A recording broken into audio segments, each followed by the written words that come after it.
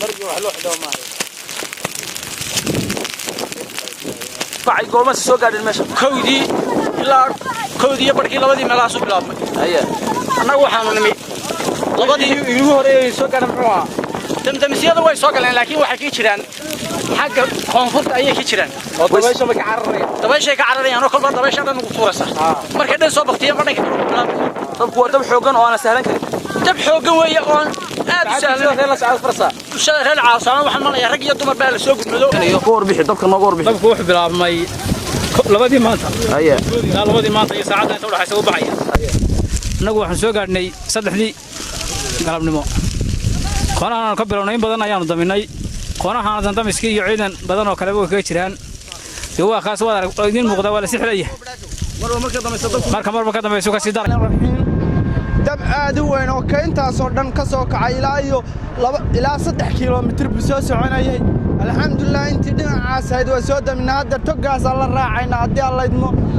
dabkii badankiisii iyo gubniinkii badnaa waanu daminay ilaahayna waa noogu guuleeyay dab aad u xoogan buu wuxuu ka soo kacay jabka qoriga ilaa ka intaas oo dhul daaqsimeedkii oo dhan waxaan u sheegayaa bulshadii gubtay iyo wixii gubtay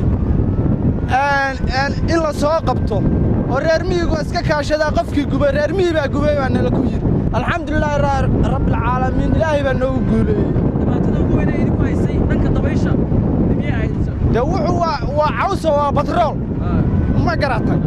marka alxamdulillah rabbil caalamiin dhinacaas oo dhawaa soo adar waxa doonaynaa togeena la raacno meelihii dabka yar qabqabsaday inaanu soo damino laakiin dabkii magaaladu soo gali lahaa waa ka xayirna xagga dambana waa ka soo xayirna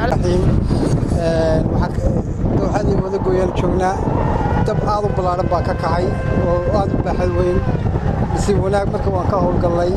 dabkii intii ugu badneed waan soo daminay dabeel baa hareeraha nagaga jirtay oo marba dhinac naga imaanisay dabdamiska dowladda hoose degmada Laascaanood baan kaga howlgalnay